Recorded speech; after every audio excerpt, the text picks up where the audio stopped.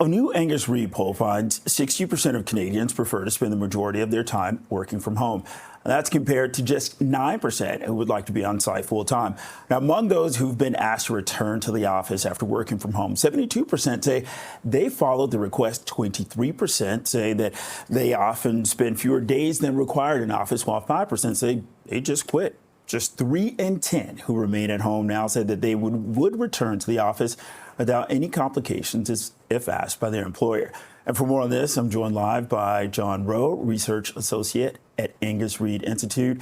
Jon, thanks a lot for speaking with us. So, listen, given 2 decades ago, it was almost a luxury to work from home, right? Now this. Yeah, it's very interesting. We've seen this big sea change in the office life where so many more Canadians have gotten experience working from home. We've seen about half, according to our numbers, who've had some experience working from home. And those people that have had that experience, they want to keep doing it. There's very few Canadians right now that would prefer working full time from an office without any time at home. So that hybrid situation people have gotten used to as part after the pandemic and during the pandemic, people really want to stay inside. Okay, so I'm looking at some of the key findings here. Those who did return, they're far from pleased. 1/4 saying that they are very upset. 27%. We have to talk about that. Yeah, so I think what we're seeing is that there is a bit of a pullback from employers saying that, yeah, we want you to come in the office more time. So Canadians are being asked to either maybe they were 3 days a week at home and now they're 4 days a week at home. We're seeing the big banks ask a lot of employees to do that in the fall.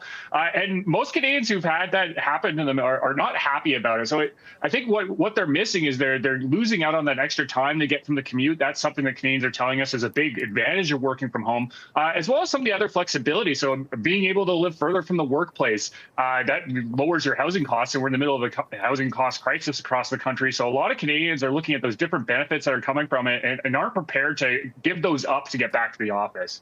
Okay, along with that, Jon, 49%, they say improved mental health while working from home. But at the same time, you have the flip side of, the office culture, being around each other, being able to bounce ideas.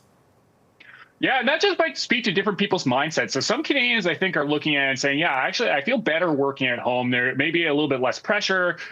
Maybe there's just something about that. There's more comfort living at home and working from home at the same time. But it is interesting, too. A lot of the people that say, what is the downside to working from home? And it's that office culture, the missed out on social connections, that isolation that comes from working from home all the time. And we're seeing younger Canadians more likely to express that. And of course, if you're 18 to 24, maybe you had your first 2 years of university, all remote learning. You didn't have high school graduation. You missed out on those things. And now you're getting into the office life and you're actually looking forward maybe to having a bit more social connections through that way. So it is interesting to see that is definitely a downside people have cited, and more young Canadians say that than older ones.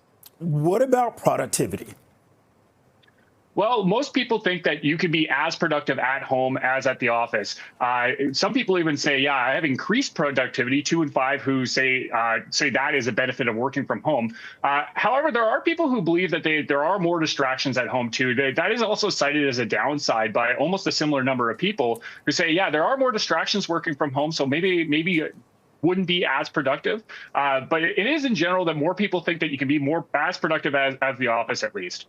And also, Jon, you touched on this a little bit, but your findings go on to break this down at men versus women, how they answered.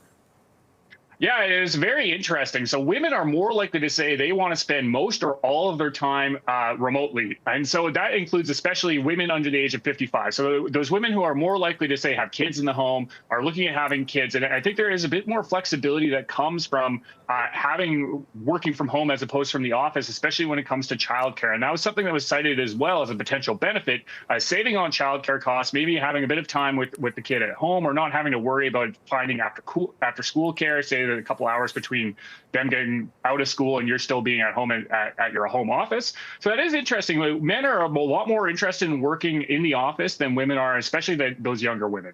Okay, talking about home office versus head office. Jon Roe, Research Associate at Angus Reid Institute. Thanks a lot. Thanks for having me on.